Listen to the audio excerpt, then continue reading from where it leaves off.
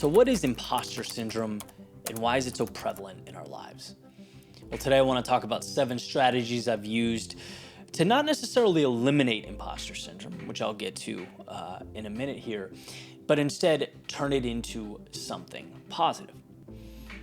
First things first, what is imposter syndrome? Let's define it. So imposter syndrome can be defined as feelings of self-doubt and personal incompetence that persist despite your education, your experience, and accomplishments. It is that little seed of doubt in your head that asks, do you belong here, right? Are you good enough? Should you be here? Something that I've dealt with since I was a kid, whether it was athletics or academics in college, as a D1 athlete, being in the corporate world, leaving the corporate world, starting my business, YouTube channel, public speaking. There was always that question, are you good enough to be doing this? Should you be here? In each of these 7 ways I'm going to describe to you or explain to you, that is the idea, getting to the I belong here place in your life. So now that we're all on the same page, let's get right into it.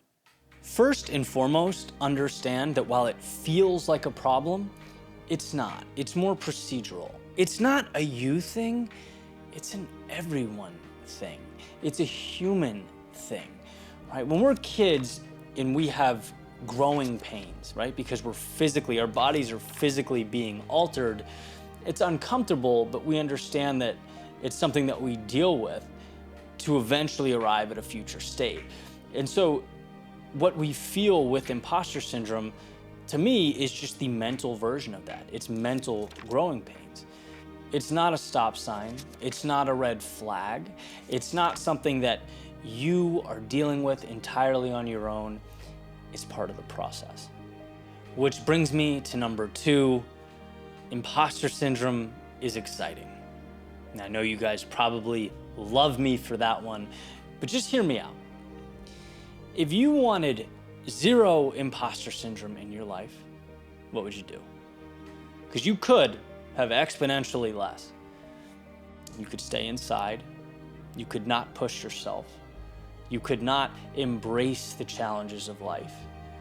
You could not seek to do more and become more. You could push growth aside and watch life from inside a window, and you would have way less imposter syndrome. Wouldn't be a factor in your life.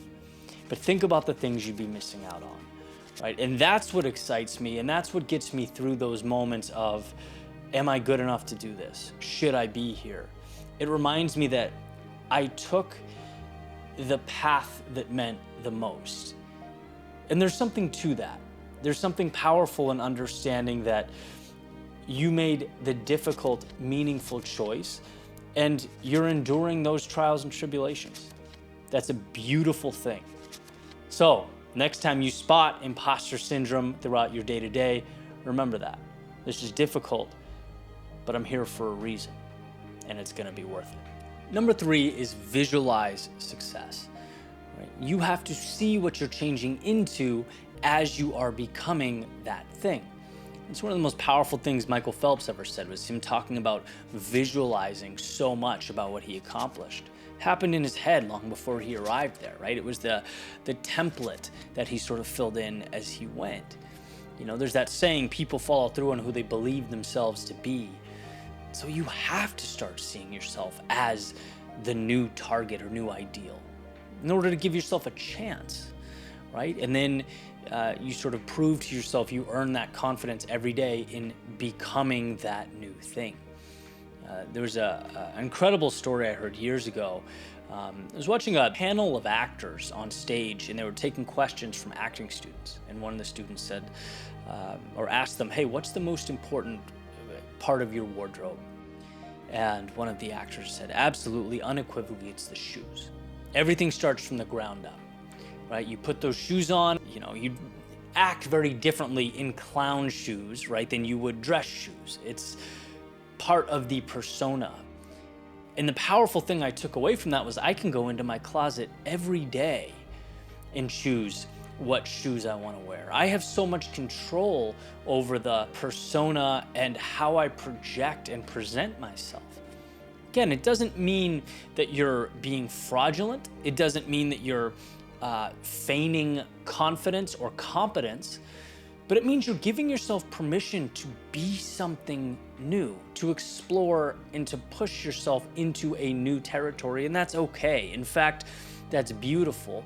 Everyone on earth who's grown and become something has dealt with that and handled it that way. The world won't believe it until you do, right? So give yourself permission to look in the mirror and see something new in the reflection. Allow yourself to visualize that change.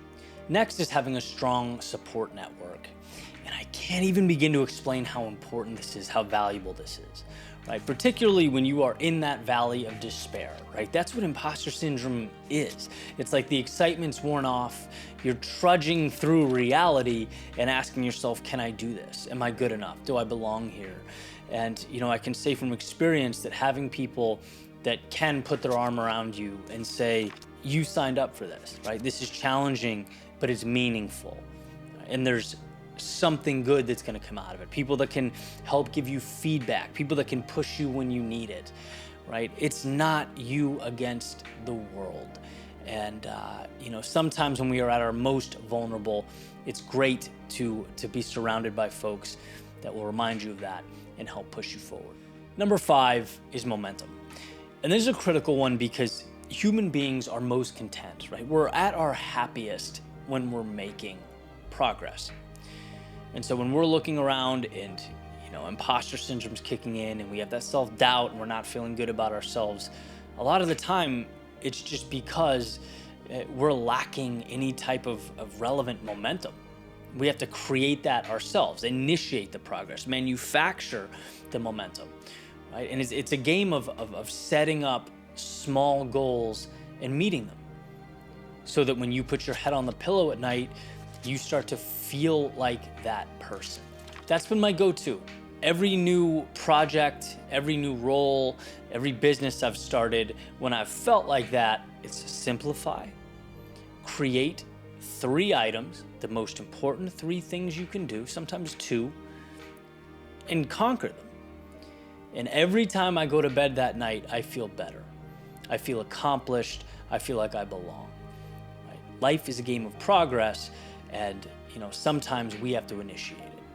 We have to manufacture our own momentum. Next, we have one of my favorites. No one cares.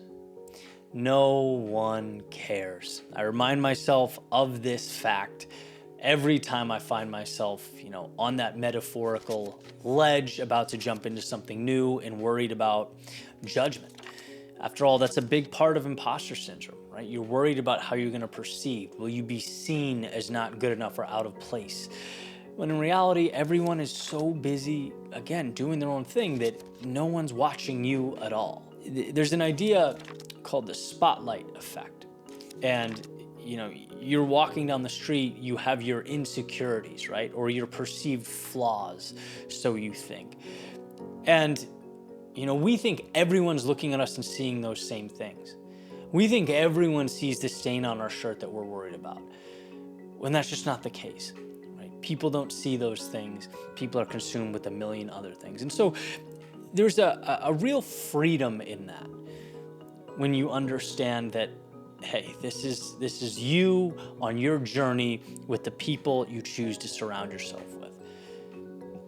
A lot of the extra stuff we put in that narrative is just that. It's extra. It's noise. It's not important. It doesn't need to be there. Finally, be kind to yourself. Right? It's okay to be your biggest critic. That's how we grow and we evolve. But that also means you have to be your biggest fan. Right? Because some of this dialogue that goes on, in our own minds, it's so defeating. It's you're not good enough. You don't belong here. You weren't cut out for this. Never in a million years would we allow other people to speak to us that way.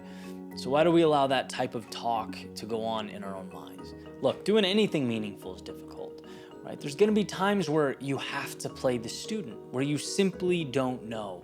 And that's okay. Life doesn't require you to be perfect or have all the answers. That's what it's about. It's a journey. It's a ride. So give yourself the grace to experience it. Be kind to yourself. So there we have it. 7 strategies for dealing with imposter syndrome.